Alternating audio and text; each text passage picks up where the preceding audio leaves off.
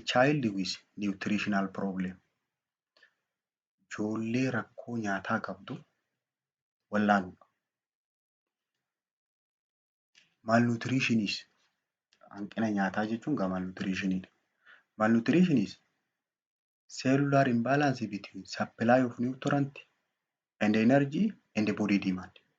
Supply dhaa fi demand jidduu imbalance yoo jiraate, hangi fudhachuu jiruu fi hangi qaamni gaafate yoo wal madaaluu dhabe malnutrition jaaniin, hanqina nyaataa jaaniin. Hangi qaamni barbaadu ol ka'ee hangi qaamaa dhiyaachuu jiru garuu yoo gad bu'e, supply isaa yoo gad bu'e, demand yoo ol ka'e malnutrition hin dhufu. To ensure growth, maintenance and specific function. Amma qaamni wanni nyaata kana gaafatuuf body demand kun qaamni kun niwutirantii kana wanni gaafatuuf waa sadiifi. Tokko ittiin guddachuu growth. Ka lammaffaa maintenance bakka san irra turuuf. Ka sadaffaa specific function dalagaa biraa ittiin dalagachuudhaaf. Throughout the world addunyaa kanarratti one of the most common cause of morbidity and mortality tahee itti fufee jiru malnutrition. Ka'umsi du'aatiidha akka waliigalaatti. Poor women and children are most vulnerable. Warreen saaxilamoo ta'an keessaawuu warreen hiyyeeyyiidha. Dubartootaa fi ijoollee. In underdeveloped country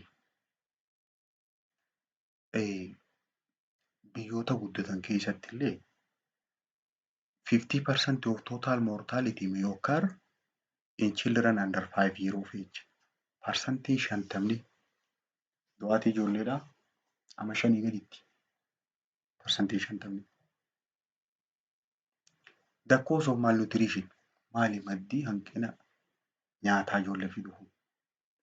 Are multifactorialidha. Waa takka qofaa miti, waa hedduudha. Faaktarii hedduu jira. Faaktariin jalqabaa social and economic. Hawaasa dinagdee. Hawaasa dinagdeen uummata sanii yoo gad buutuu taate malnutritioniin qabamuu dandeessi. Poverty, miskiinummaa, ignorance, irraanfachuu fa'a. Social and cultural problem. Rakkoo hawaasummaatii fi rakkoo aadaadha. Biological factoriin kuni uumamaan jechuudha. Maternal malnutrition. Yeroo garaa jirtu sun yoo haati hanqina nyaataa qabaatte, ilmoon sunis gaafa dhalatte hanqina nyaataa qabdi jechuudha. Infection. Haati sun yoo infekshinii qabaatte, takkaa ilmummaan sunuu gaafa dhalattu infekshinii qabatti. Dietary factor nyaataan wal qabatee bulky food with low nutrient value. Nyaata hedduu garuu qabiyyeen nutrientii inni qabu xiqqoo ta'e. Environment factoriin naannawaa wal qabatee naannoon jiraatan. Overcrowded heddummaatanii bakka takkaa jiraatan maatii hedduu ta'anii kan nyaanni hin quubsine. Unsanitary living condition naannawa qulqullinni hin jirre keessa warri jiraatu. Agricultural pattern qonnaan wal qabatee. Droughtiin faayyoo jiraate. Hongee, flood, takka immoo galaanaan yookaan bakka irraa buqqaan taate, takka immoo waara sababa waraanaatiin. Age of host. Age of hostiin umrii daa'ima saniiti. More frequent among infant and young children. Baay'inaan hanqinni nyaataa kan itti mudatu ijoollee irratti. Ijoollee amma takka gadiiti fi amma 5 gadiiti baay'inaan. There are two types of malnutrition. Hanqinni nyaataa gosa lamaan jira. Undernutritionidhaa fi overnutrition jedhanii. Undernutritionii hamma barbaadamu gad ta'udha.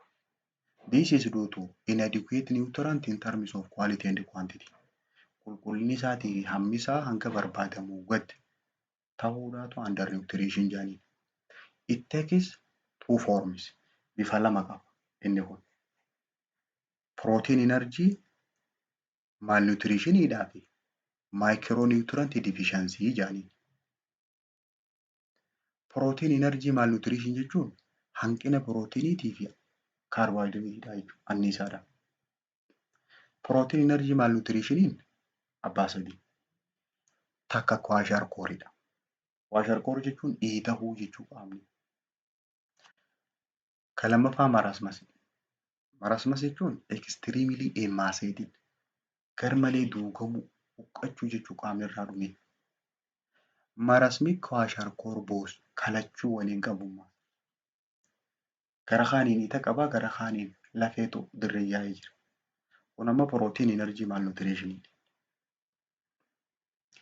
Micronutrient deficiency hanqina vaayitaaminaatii fi mineraalaa irraa kan dhufu jechuudha. Deficiency of vitamin A, iron, iodine, vitamin D, zinc. Elementoota akkanaatii fi vaayitaaminoota akkanaa kanaan hanqina yoo mudatte undernutrition. Malnutrition keessaa kan lammaffaadha overnutrition kun obesity. Excess intake of nutrient humnaa ol fudhachuu. Obesity jechuun garmalee furdachuun sababa humnaa ol fudhataniidha. Nutritional status kana assessment isaa yeroo qorannu mala lamaan fayyadamnee qoranna kara lamaan. There are two methods of assessing nutritional status. Direct fi indirect jira. Kallattii fi al-kallattii. Directiin ABCD dha. A jechuun anthropometry. B'n biochemical or biophysical. Qaama kanaan maal fakkaatti takkaa yoo laaboraatooriidhaan laalan keemikaalli isa keessa jiru kan. C'n clinical mallattoon irra mul'atu. D'n dietary nyaanni inni nyaachuu jiru akkami. Direct methodidha kun amma kallattiidhaan yeroo laalu. Indirectiin ammoo ragaa bakka biraarraa arganneen cause of specific mortality rate ijoolleen dhumte hangana jennee ijoolleen sun sababni dhufteef hanqina nyaataati. Kanaafuu ijoolleen bakka tana jirtu hanqina nyaataa qabdii jennee karaa naannawaati. Health service statistics fa'aa daataa warri statistiksii walitti qabu. Rate of nutritionally relevant infection dhukkuboota hanqina nyaataatiin wal qabatee dhufuu danda'u yoo heddummaate hanqina nyaataa jiraadha nu ibsa. Nutritional indices and indicator wantoota nyaata kana mul'isanii fi waan isin tungarsiiftu jechuudha. Inni jalqabaa weight for age dha. Ulfaatina umriidhaan wajjin jechuun ulfaatina inni kun ulfaatuu fi kan namni umrii kasaa jiru ulfaatu. Yoo wal bira qabnee ilaalle underweightiidha adda nu ba'a. Ijoollee sanii gad ulfaachuusaa kiiloonsaa. Height for age yoo ilaalle dheerina ijoolleen akkasaa dheerattu umrii isaa dheerattu wajjin yoo wal bira qabnee wal qixxeessine ilaalle istantiingii adda nu baati. Qancaree jiraachuu. Weight for height yoo ilaalle ulfaatinaa fi dheerina ijoolleen akkasaa dheerattu ijoolleen dheerina hangasaa ulfaatinni kiiloosaa yooniif karra caaltu taate inni kun huqqatee jira jechuun weestingii adda nu ba'a. Anthropometric termiin kun wantoonni malaalle kuni nutritional typein kun chronic jedhamu acute adda nu baasa. Fakkeenyaaf ijoolleen takka istantiingii yoo qabaatte ijoollee umrii isiitii irra yoo gabaabduu taate biraa yoo qancarte rakkoon hanqina nyaataa tun tarra turte chronic tarra turtee jalaa gatan malee waan amma qabee miti. Underweight yoo taate ulfaatiin ijoollee umrii isiitii wajjin yeroo wal madaalchifu yoo achi hin geenye taate acutiidhaa fi chronic illee ta'uu danda'a. Garuu weestingiin weight for heightiin ijoollee hanga walqixa dheeratan istantiingiin qabummaa kun walqixa dheera. Garuu kiiloo isaa yoo ilaalle kiiloon isaarraa gadi yoo buute acutiidha kun dhiyeenya kana qaamni kun irraa bu'u dhiyeenya kana huqqate takka dhiyeenya kana fayyadamu.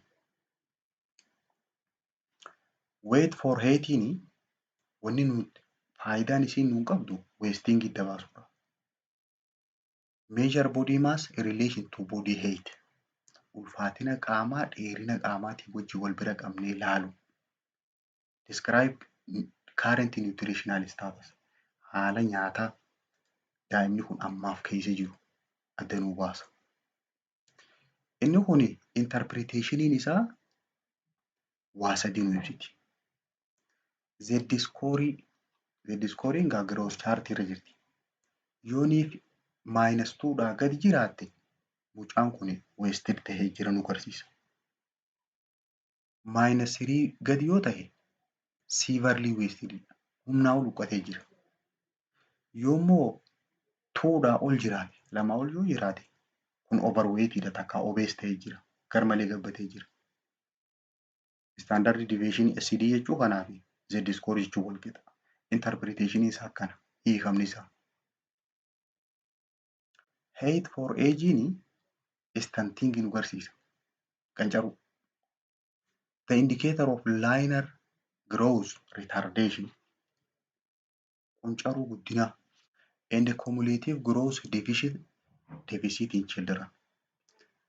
Hanqina guddinaa kan yeroo dheeraadhaaf kuufamee irra ture. Kana nu agarsiisa represent long term effect of malnutrition. Dhiibbaa hanqinni nyaataa daa'ima kanarraan gahe kan yeroo dheeraadhaaf san nu agarsiisa. Height for age kana yoo laalle hiikkaan isaa lama. -2 gadi yoo taate stuntedidha. Yoo -3 gad taate immoo severely stunted. Baay'ee qancaree jira.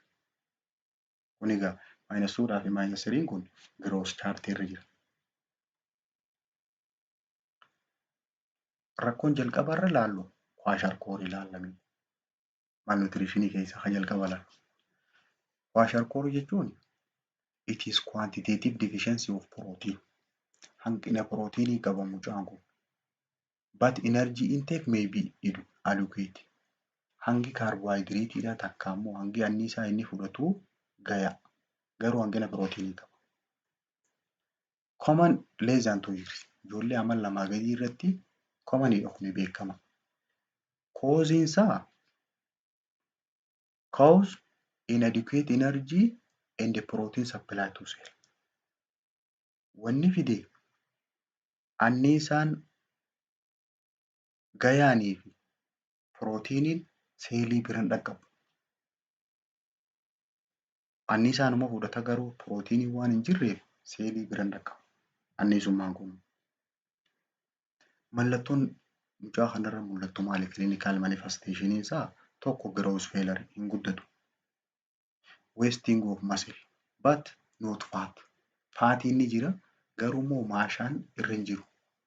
Ni huqqata maashaan isaa. Dhiita qaba. Kwashiorkoriin qaamaatiitu bosh ni dhiitawa. Muunfee soor pafi. Fuulli kuni ni calalaqa. Dhiitawee waan jiruuf. Anorexia nyaanni ittiin tolu mental apathy. Sammuun isaa sirrii hin jirtu. Mental retardation qaba. Skin and hair change lightness. Reddish to white.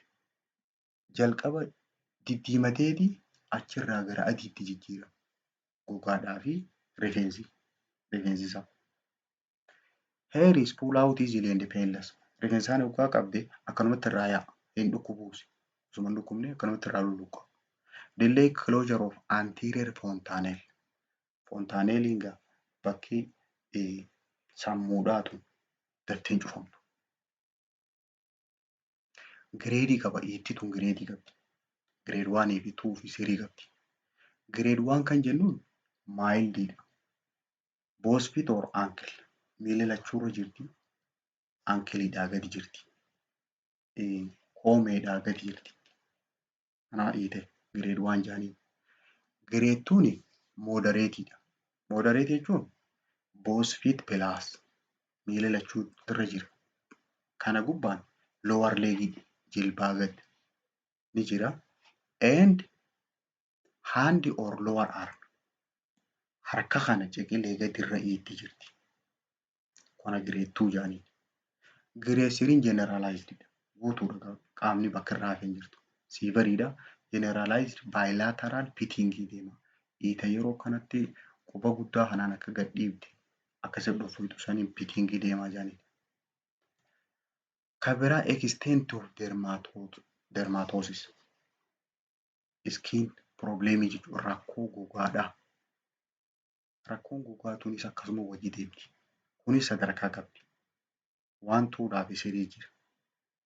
Grade 1 discoloration or few rough patch of skin. Gogaa kanarratti waa bahaniiti faffaca'anii wanni suni jajjabduudha.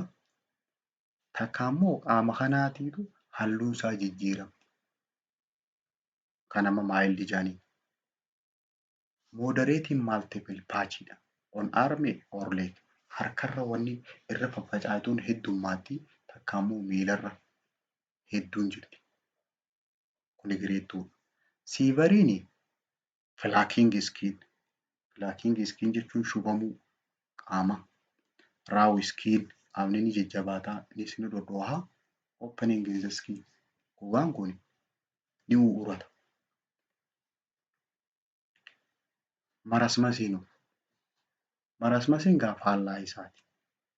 Nutritional disorder due to deficiency of protein and calorie. Hanqina pirootiiniitii fi hanqina enerjiitii particularly calorie. Baay'inaan hanqina carbohydrateeti. Marasmas represent the end result of starvation. Kun immoo xumura yoonii fi beela'uurra takka agabuu yeroo dheeraarra where both protein and calorie are deficient. Bakka pirootiiniidhaa fi kaaloriinis carbohydratenis jirre yeroo dheeraadhaaf agabuu taa'ee itti dhufuu dandeessima marasmasiin. Koziin isaa wanni inni fiduu danda'u inadequate energy and protein supply to the cell akkuma kwashiorkoriitti. Mallattoon marasmasiidhaa maali? Tokkoffaan growth retardation and or growth failure. Guddina dadhaba. Sunken eyeballidha. Ija tanaa keessa kukkutu. Mood change or irritable. Ni walwalata taa'uu hin danda'u. Diyaariyaa qaba. Jalaa yaasa albaatii. Good appetite qaba garuu waan nyaatu dhabe malee nyaachuu ni danda'a. All demand face appearance. Fuulli isaa fuula nama guddaa fakkaata. Fuula manguddoo. Mild skin or hair change. Less common sign jedhamuun amma gogaadhaa fi rifeensi jijjiiramuun kuni mallattoo hedduu jirtuu miti. Kwashiorkorii irra baay'inaan jirti. Marasmasiin qaamni kanatti akkana shubama. Yeroo wal bira qabnee ilaalle comparison marasmasii kanaa fi kwashiorkor yoo wal bira qabnee ilaalle in contrast to kwashiorkor children with marasmus are often less than 1 years old. Ama tokko gadi kun are bone and skin lafeedhaa fi gogaallee waliin qallata. Haafnoo ideema. Kuni dhiitan qabu akka kwashiorkorii sanitti marasmasiin. Have good appetite. Kareefuu nyaanni ittiin tolu jenne akka kwashiorkoriidha. Marasmas immoo nyaata ni nyaata. Marasmi kwashiorkoriin kalachuu waliin qabu. Both nutritional marasmas and kwashiorkor mallattoo lachuu waliin qaba.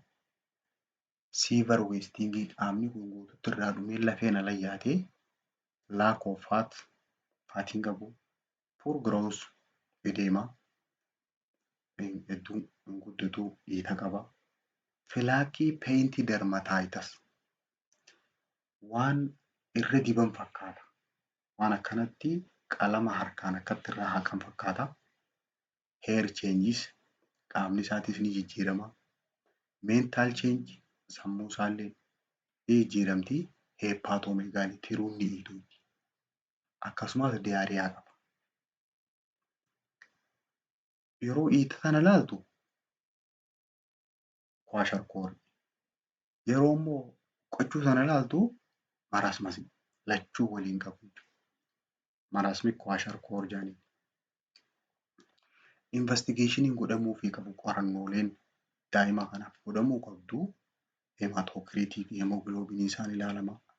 Blood glukoosiin isaan ilaalama. Seeram albuumiin if edemaatos yoo isa qabaate dhiiga keessatti pirootiiniin bahu jira moo bahuutti hin jiru ni ilaalanii seeram albuuminii. Blood film dhiiga keessa maayikiraaskoopiidhaan. Blood and urine culture kanallee maayikiraaskoopiidhaan laaboraatoorii keessa kaalchar godhanii rakkoo isaa adda baasuudhaaf urine analysis fincaan laaluudhaaf stool maayikiraaskooppii chest x-ray. Kompiilikeeshiniin kanaan dhufuu dandeessu maali? Kompiilikeeshiniiwwan hanqina nyaataa kanaan dhufuu dandeessu tokko haayipogilaayiseemiyaa gulukoosiin qaama keessaa gad bu'u. Kan lammaffaa haayipotarmiyaa yookaan immoo fiivariin itti dhufuu dandeessi. Takkaa teempireecharri ol ka'uu danda'a yookaan immoo gad bu'uu danda'a. Shook ta'uu danda'a kompiilikeeshinii isaa. Dehydration or severe dehydration. Fluidiin qaama keessaa dhumtee dehydrationii ta'uu danda'a. Dermaatoosis grade 3. Dermaatoosis grade 3 gaarree fulaalle. Kan biraa infekshiniin qabamuu danda'a. Dhukkuba biraatiin. Congestive heart failure. Rakkoo dalagaa dadhabuu onneedha. Pneumonia or severe pneumonia. Ijjiin sun qabuu dandeessi. Severe anemia. Hanqina dhiigaa cimaadhaaf saaxilamuu danda'a kompiilikeeshiniin isaa.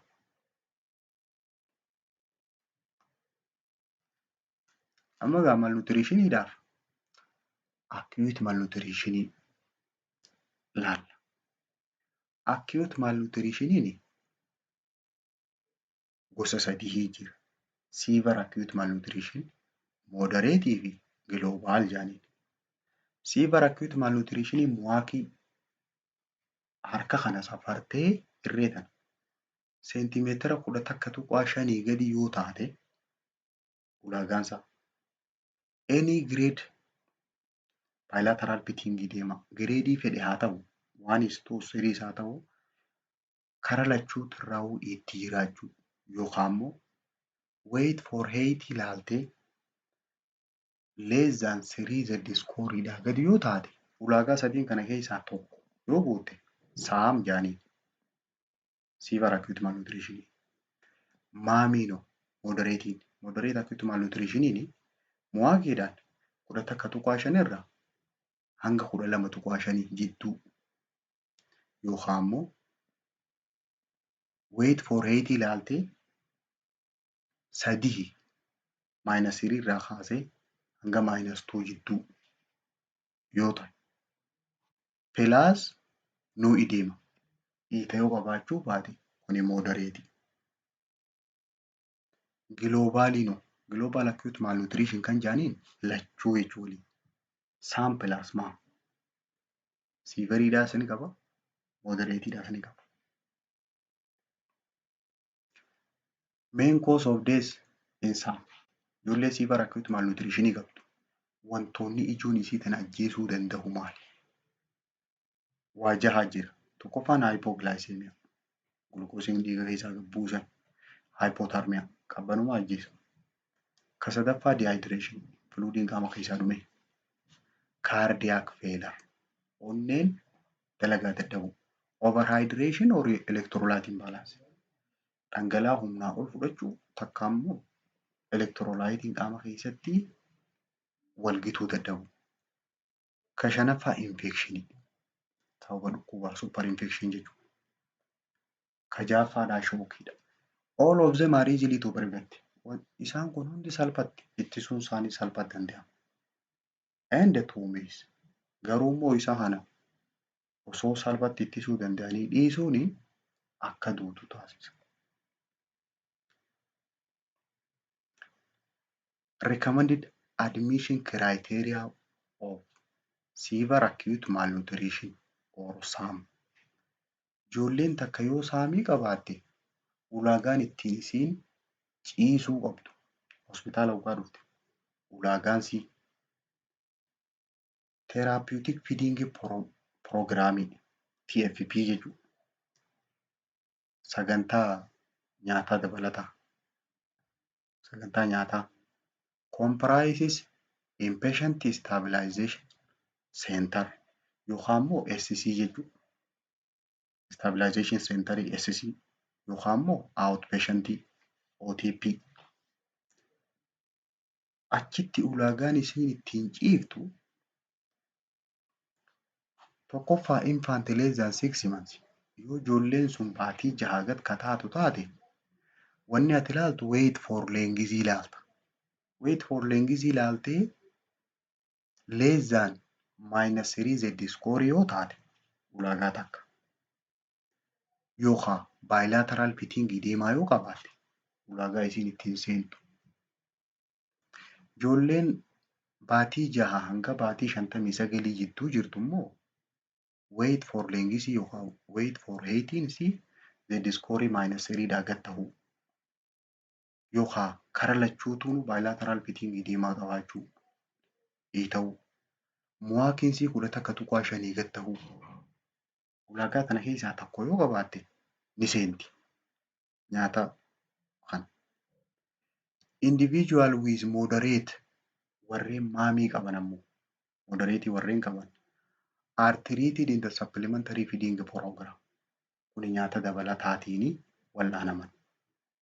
Isaan sun ulaagaa should meet the following criteria ulaagaa asii gadii tana yoo guutan. Ulaagaan sadii keessaa takka. Tokkoffaan muwaakiidha. Muwaakii 11.5 yoo achirra ta'an achirraa eegalanii hanga 12.5 gidduu yoo ta'an moderate. Wait for 8 ilaalanii z-score -3 irraa hanga -2 jidduu yoo ta'e fi no bilateral pitting deemaa yoo qabaachuu baate moderate. Kuni akka moderateetti supplementary feeding programmiidhaan wal'aanaman. The age of child amma gaawwanni ijoon as jirti. Umriin daa'ima sanii. Presence or absence of medical complication. Rakkoon fayyaa habiraa wajji jiraachuu fi jiraachuu dhabuuni and results of appetite tests determine appetite test nyaanni itti toluu kuni whether child with some should be treated in OTP or inpatient care. OTP dha wal'aanamu SC ciibsamu eeysa wal'aananii wantoota kanaatu murteessaa. Umriisi rakkoo fayyaa habiraa ka dabalataa qabaachuuf appetite test dabruudhaaf dabruu dhabuusii kanarratti hundoofteeti bakka itti wal'aanamtu murteessu. Kana keessaa child with SAM ijoolleen saamii qabdu. Have no medical complication rakkoo fayyaa habiraa kan qabu and who pass appetite test warreen appetite test godhanii pilaampileetii itti kennanii jechuudha. Takka 8ffaa nyaattee ulaagaa san dabarte classified as uncomplicated SAM jaaniin. Siifa rakkoitti malnutrition illee taatu uncomplicated jaaniin. Walta taanqaa. They are treated in OTP outpatient itti wal'aanamtii with RUFT pilaampileetii jechuudha. And routine medicine dawaadhaan wajjiin kanaan wal'aanamti OTP tti. The patient should be follow up every week. Torbaaniin hordofamaa deema. Manaa deddeebi'a jechuudha. Warreen uncomplicated ta'e. All children with SAM need to be treated in inpatient care facility if they fulfill the following. Ijoolleen hundinuu warreen severe acute malnutrition qaban inpatient care keessatti outpatient jennereef kun ammoo ciibsamtee dhaabbilee san keessatti yaalamuudhaaf ulaagaalee asii gadii kana keessa guutuu qabdi. Ulaagaan isiin guutuu qabdi infant below 6 months of age with SAM ijoollee amma 6 gadii taatee ijoollee baatii 6 gadii taatee saamii yoo qabaatte ciibsamuu qabdi. Takka. Kan lammaffaadhaa ijoollee baatii 6 irraa hanga 59 jidduu jiraattee with some having medical complication hanqina nyaataatii fi rakkoo fayyaa waliin qabdu. Tunis ciibsamuu qabdi. Yookaan children 6 up to 59 months of age with some who fail appetite test. Warreen saamii qaban appetite testii waggaa godhan kan isiisan hin dabre kan kufe kunis ciisuu qaba. Yookaan children 6 up to 59 months of age with some and referred from OTP for inpatient care. Osoo duraan alaa deddeebitee pilaapileetii fudhachuu jirtuu wayyaa'uu diddee ciisuu qabdi jedhanii kan dabarsan. Those children amma ijoolleen ulaagaalee asii olii tana guutan who fulfill any of above criteria are classified as having complicated some qabdi jennaan. Reefumaa uncomplicated kun ammoo complicated some jedhanii. Amma iskiriiniingii tireejii jira. Akkaataatti ijoollee tana ciibsan. Amma ijoolleen tun takka dhuftee haa jennu. Waaq ilaaltee ulaagaa san keessaa tokko sii guutte. If admission criteria is fulfilled amma as seenuu ni dandeessii. Ulaagaan sun yoo kasii guutamte taate check for complication. Saamiin kun complicated jedhamu uncomplicated ta'uudha check goota. Kana laalu waggaa laaltu medical problem ni qabdi moo qabduu laalta. And do appetite test. Appetite testii goota. Yooniif appetite testii fail taate mucaan kun direct admission to phase 1 inpatient ni ciibsama. Patient failing appetite test or complication takka rakkoo fayyaa kan biraa kan waliin qabu takka ammoo appetite testii san fail kan godhe kallattiin ciibsameeti phase 1 inpatientii keessatti achi keessan laalama. Phase 1 inpatientii keessatti ciisu jira. Waggaa ciise tajaajila yeroo godhaniif return of appetite. Appetitiin isaatis deebitee fi reduction of edema itti waggaa irraa buute transition phase jedhanii phase ce'umsaatti dabra. Yeroo phase ce'umsaa kana dabre booda ammas appetite testii godhan. Appetite testii godhanii return of appetite and no edema yeroo kana yoo edemaa kan qabaanne taate phase 2 dabarsa. San booda discharge godhan. Achi booda baasan. Karaa bitaa kanaan kottu namtichi direct admission to phase 2 outpatientitti alaa amma phase 2 kana waggaa dhaqe alaa deddeebi'ee fudhata pilaapileetii. Innichi geessan sun appetite testii bahee complication kan qabne suni phase 2 outpatient jedhanii.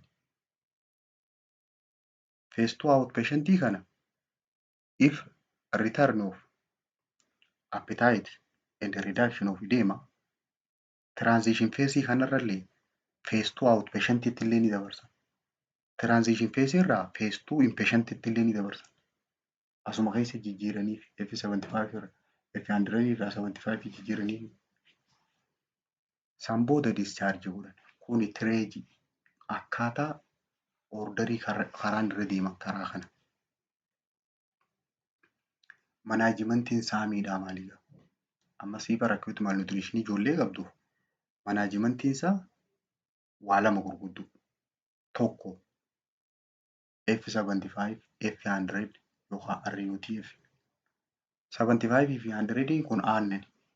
RUTF immoo pilaapileetii. Fi routine medicine dawaa.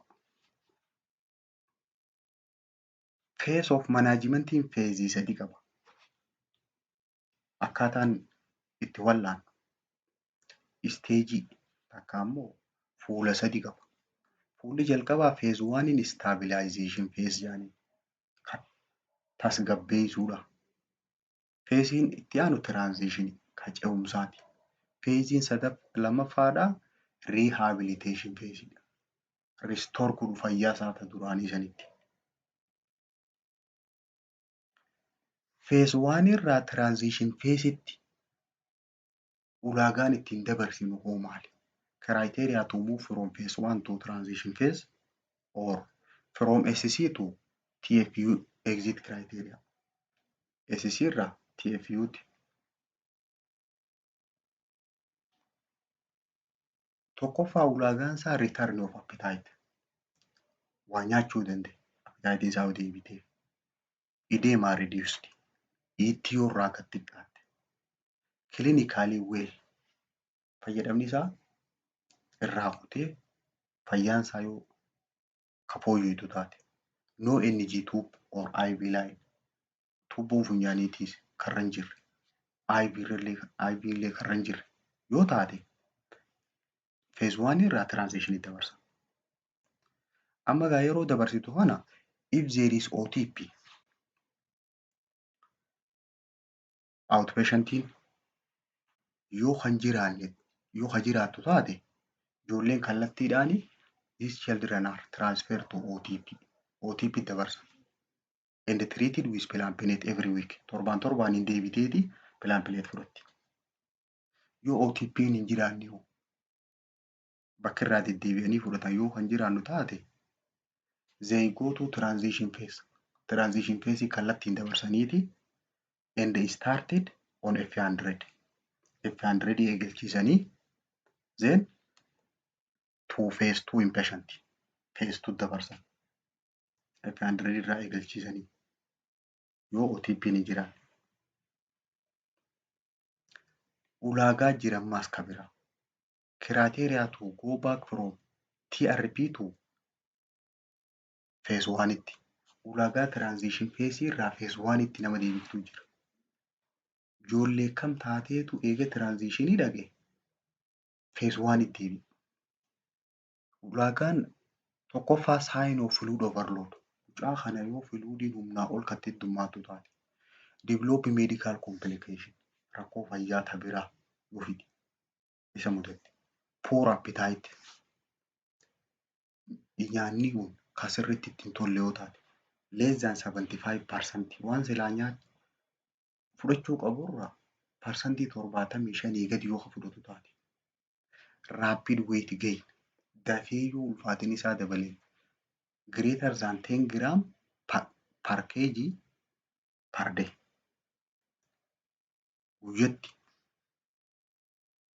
kiilootti giraama 10 guyyatti yoo ka dabalu taate ni dhiitee jechuudha. Fluidii humnaa olitti kutee. Develop edema or increased edema. Yoo ka dhiita fidu taate reefuu ittirraa buutee gamana dabarsite. Yoo ka dhiita taate takkaammoo ittisaa kati dabaltu yoo taate. If there is needed for NG tube or IV. NG tube faan barbaachisee takka IV kaayuun faan barbaachise if duuba deebifne. Transition irraa phase 1tti. Formulaa milkii jira. Aannan ijoollee obaasan sana. F75 fi F100 jira. F75 maqaan jiru kuni 75 kuni anniisaa inni of keessaa qabu kiiloo kaaloorii.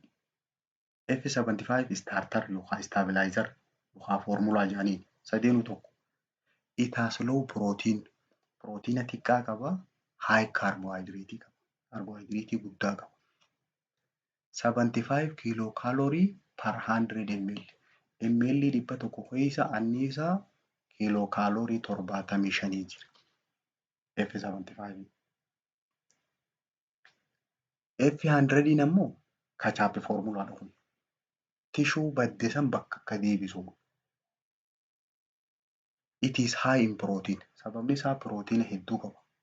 Tishuu baddesan waste taate kaa'u qottesan kan bakka deebisuu kana. Sababni isaa giraama hedduu qaba.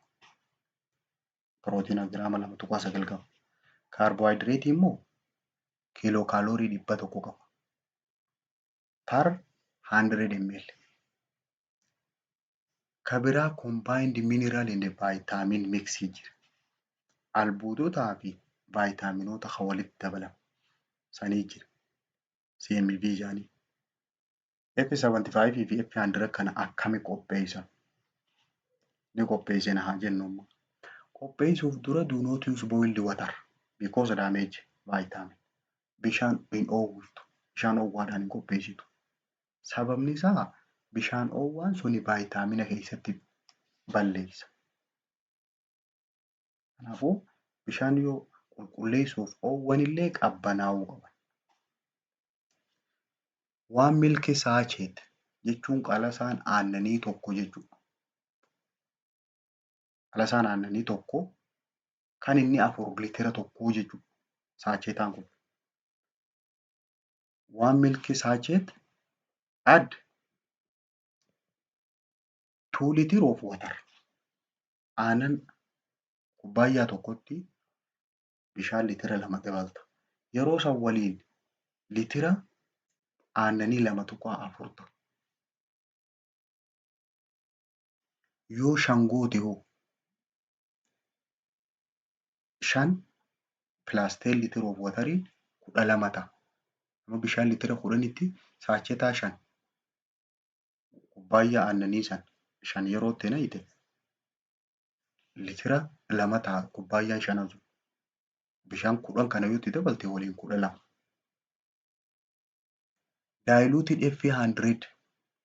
F100 kana ka bulbulamu takkaa bulbuluudhaaf 100 ml of F100 fuuteeti. ml yoo jiidhaa taate jechuu laalamma. F100 kun jiidhaa yoo taate akkamitti aannan irraa qopheessita? Isa kana ml 100 fuuteeti bishaan ml 35 itti dabaltee gubbaarra akkasi qopheessita. Yookaan immoo kubbaayyaa tokkotti bishaan litira 2.7 keessatti bulbultu. Yookaan immoo malli sadaffaa isa kanatti bishaan parsantii 30 itti dabaluu jechuudha. F100 daayiluutii kanarraa F100 sirrii san qopheessuu. Inni daayiluutiidhaa kun konsentireeshiniin isaa guddaa. Small quantity qopheessuudhaaf hamma xiqqishee qopheessuudhaaf akkam goota? Iskooppaa jira. Red iskooppaa jira. Iskooppaa xiqqishee wanni rehabilitation unitii keessa jira. Iskooppaa xiqqaa san fuuteeti ishii bishaan ml 25 keessa bulbulta. ml 25 jechuun bombaa sirinjiidhaa kana abbaa 5 jechuudha. Waa xiqqishoo jechuudha. Achi keessa bulbulta.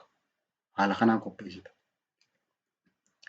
Amma gaa ulaagaan ijoollee ciibsite san itti baaftu. Discharge criteria ulaagaa jira ulaagaan itti baaftu. The same anthropometric indicator that is used to identify and confirm some on admission should be used. Seerri isaa. Wahuma gaafa jalqabaa safarteenii isa kanaan ciibsite saniini ammas safarteenii baafta jedha. To determine recovery and discharge from treatment. Fayyee bahuu qabaa kan jettuun wahuma jalqaba safarteen san ta'uu qaba.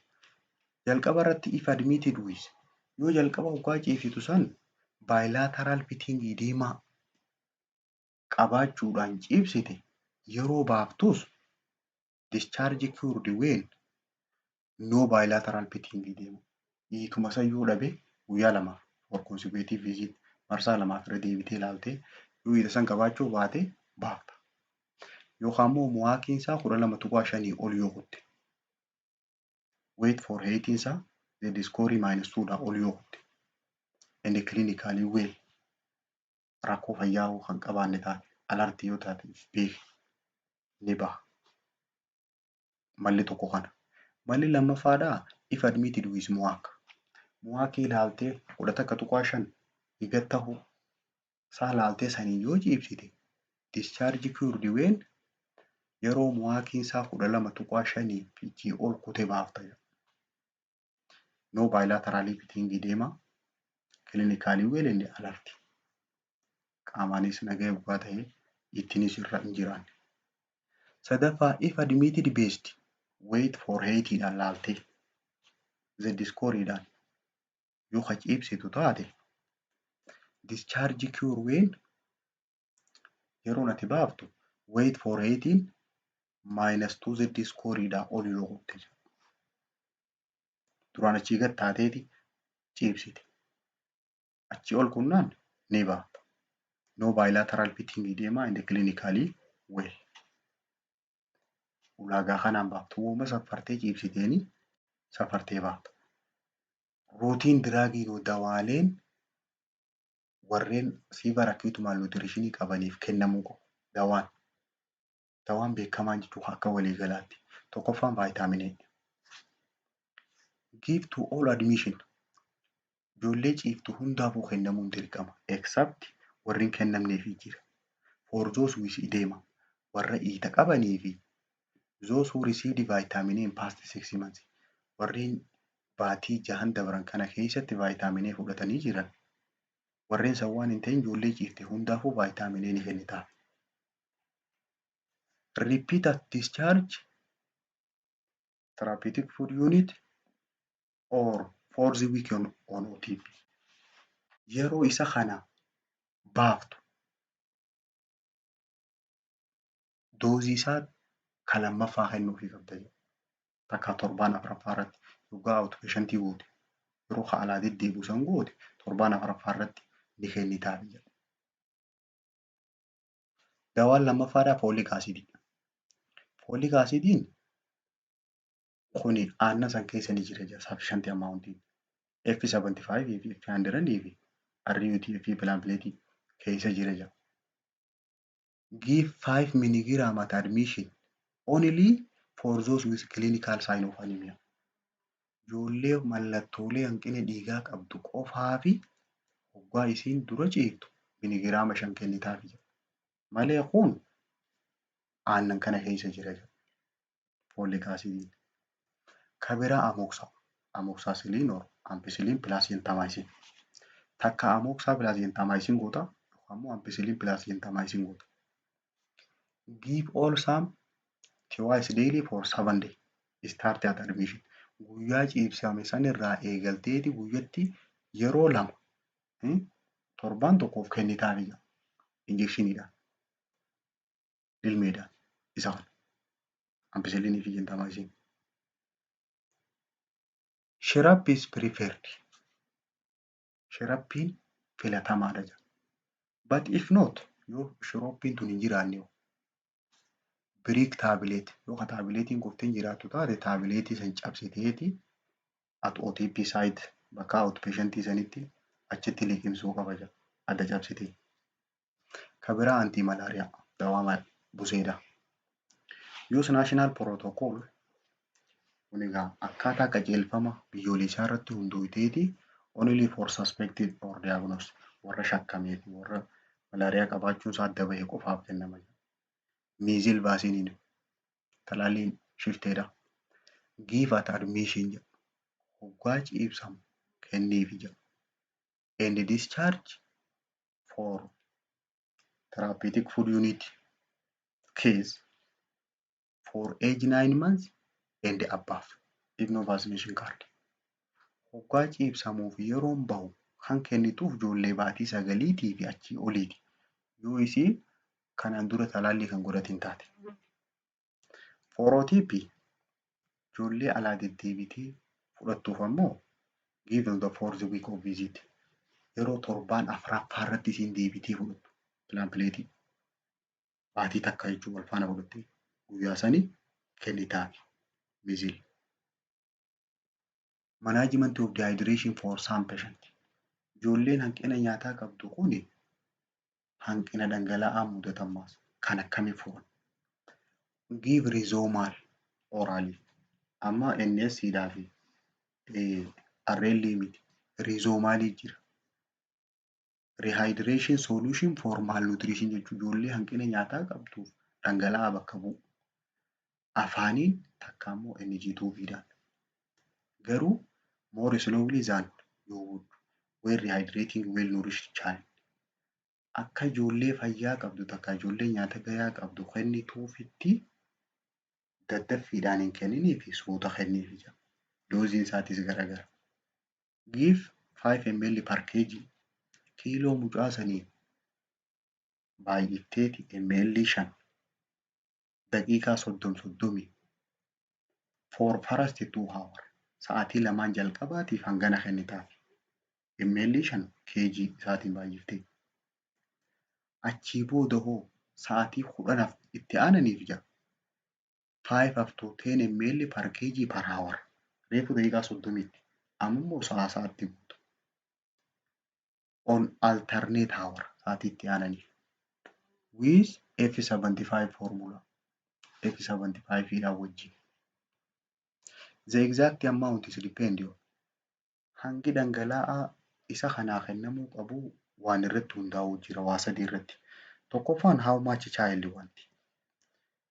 Daa'imni kun hangam takka barbaada. The volume of stool loss.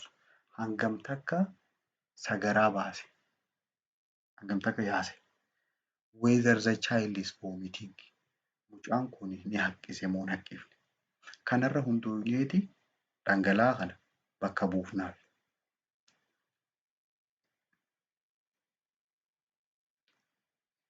Kabiraa vitamin deficiency. Vitamin A deficiency hanqina vitamin A dha. Vitamin A egaa fat soluble dha. It requires small amount. Essential for functioning of immune system. Dandeettiin qaamni dhukkuba ofirraa ittisuudha akka dagaaguuf bu'uura. Needed for vision and eye health. Fayyaa ijaatii fi waa arguudhaaf barbaachisaadha. It is now also recognized as ammaan taniifuu kamitti adda bahe seeta. Critical factor in child health growth and survival. Fayyaa ijoolleetiif, guddina ijoolleetii fi jireenya ijoolleetiif bu'uura jaaniiti lafa kaayan. Children who are at risk of vitamin A. Ijoolleen hanqina vitamin A tiif saaxilamtuu taate tokkoffaan children 6 up to 59 months. Ijoollee baatii 6 hanga 59 jidduu jirtu. Children with pain. Protein energy malnutrition. Hanqina nyaataa qabdu. Measles ijoollee qabdu. Diarrheal disease. Infant less than 6 months old who are not breastfed. Ijoollee baatii 6 gadii harmalluu gadi. Warreen kun hanqina vitamin Atiin qabamuuf saaxilamuudha. Mallattoon hanqina vitamin A dhaa ocular sign. Develop incidentally or bilaterally. Karaa tokkoon yookaan immoo ija lachuutuun mallattoon ija irratti mul'atti. Gogaan dry and scaly skin. Gogaan irraa kakaa'aa, gogaan ni goggoga. Retarded mental and physical growth. Sammuudhaanis hin guddattu, qaamaanis hin guddattu. Diagnosisiin gaa mallattuma tan ijaan laalta irratti. Tiriitimantiin isaa umriidhaan wajji garagara dooziin isaa. Ijoollee dhalattee hanga baatii 6 jidduu jirtuuf international unitii 50,000 kennaniif. Baatii 6 irraa hanga 1 jidduu 100 takka kennaniif.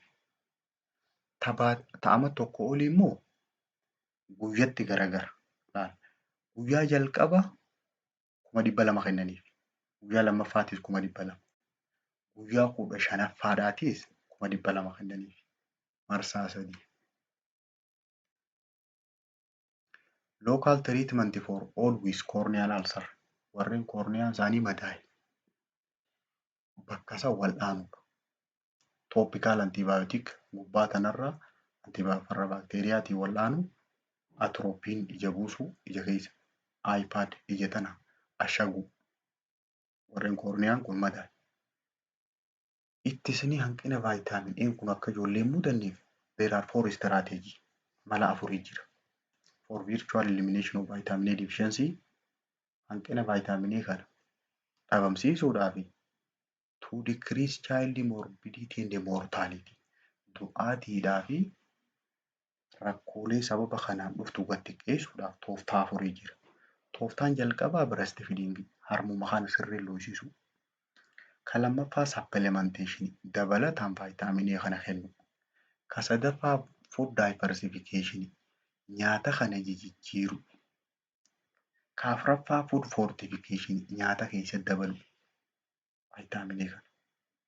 Tooftaa kana afraniin ittisuu dandeenya.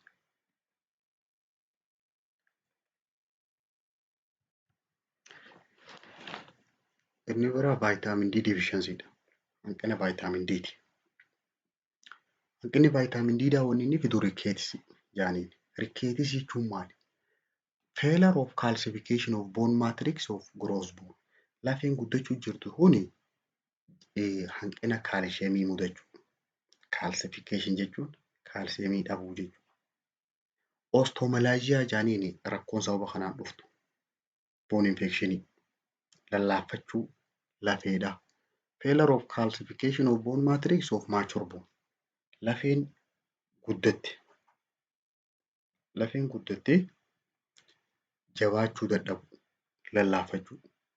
Cause of vitamin D deficiency hanqina vitamin D kana akka inni nama dhufu wantoonni godhuu danda'an tokkoffaan inadequate exposure to sunlight. Ifa aduutti bahuu dhabu, ifa aduu gahaa dhabu. Inadequate dietary intake nyaata sirrii fudhachuu dhabu. Other rakkoon biraa chronic GIT disorder rakkoolee garaachaa, rakkoo tiruu, rakkoo halee. Anticonvulsant fa'aa fudhachuu dawaalee gaggabaa phenytoin fi phenobarbital fa'aa. Kan biraa hereditaryidha. Dhalootaan. Causing vitamin D deficiencyidha isaan kana. Mallattooleen nama kanarra mul'attu peak age 6 months to 2 years. Bakki isiin irraa nama eegaltu baatii 6 hanga 2 jettu mallattoon tun. Early sign mallattoon jalqaba namarra mul'attu craniotape jedhaniin. Craniotape jechuun ping-pong feeling on pressing the skull. Hoggaa mataa kana akkana qaqqabatte mataan kun lallaafachuu. Lafeen mataa tun lallaaftuu ta'u. Kan lammaffaadha raashitik roozarii jedhaniin. Raashitik roozarii jechuun tasbaahuu fiinxa lafeedhaa jechuudha. Palpable enlargement of costochondral junction. Bakka cinaachi kun irraa ka'u sternum irraa ka'ee kana deemu kanaatu tasbii ta'a akkanatti guguudhu. Akkana keessaa ol baba'a. Kan biraa enlarged end of long bone of arm and leg. Lafeen harkaatii fi miilaa tuni umurri isaa ni gurguddata. Keessaa akkatti babaati. Late or advanced sign yeroo irra turte frontal bossing qabdi. Frontal bossing jechuun adda tanaatu asiin gamana as baha. Akka gamanatti as tullaa'ee. Addaatu lafee frontal boonii tanaatu gamana baha. Pigan chestii qaba. Qomti qoma adarii fakkaatti. Akka keessaa achi baatee. Bowleegii qaba yookaan ni miilaa tokko jajallata. Takkaa gara alaatti jallateeti jilbii warriiga. Hypotonia. Hangi mataadhaa xiqqaadha. Kaappuut kwaaraatam yookaan box like head jedhaniin. Kaappuut kwaadreetamiini mataansaa sanduuqa fakkaata. Sanduuqa. Haarisangiraaf. Haarisangiraaf jechuun facial expressionii takkaa masir rigidity irra mul'ata. Fracturii fa'aa qaba. Cabuu fa'aa danda'a. Wide fontaaneel. Fontaaneeliin bakki silaa lafeen lallaafattuun suni delay closure. Dafteen cufamtu. Delayed teeth eruption. Ilkeen dafteen baatuuf. Kuni mallattoo hanqina vaayitaamin D'ti yeroo sirra ture. Diyaagnoosisiin isaa egaa X-rayidha. Lafee tana wrist bakka macaqattiidhaa tana X-ray kaasanii Normal or low serum calcium. Calciumiin isa keessa jiru normaalidha moo gad bu'ee?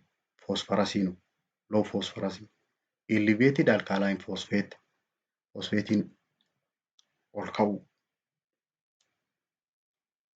Complicationin isaa vitamin D deficiency wanni inni fiduu danda'u tokko pneumonia fiduu danda'a. Kan lammaffaa hypocalcemic tetani. Kaalsheemiin qaama keessaa gad bu'uurraa masilii walitti kokottoonfachuu jechuudha.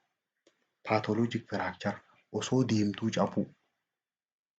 Atelectasis lung collapse. Cor pulmonale kunis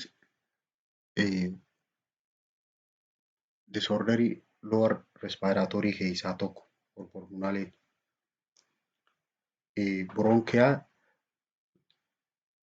sababa heart failuriitiif lung edema sanitu cor pulmonale jedhaniin.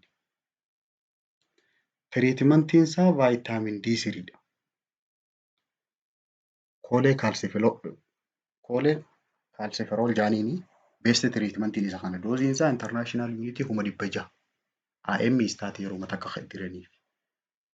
Kan biraa sunlight exposure is useful if no vitamin D3 is available. Yoo kun kan jiraanne taate aduma baasanii aduu keessa teessanii karkarsan aduutti. Kanaafuu sagantaan teenya asitti xumuramti. Sagantaatti aantu hanga walitti deebinutti guyyaa gaarii.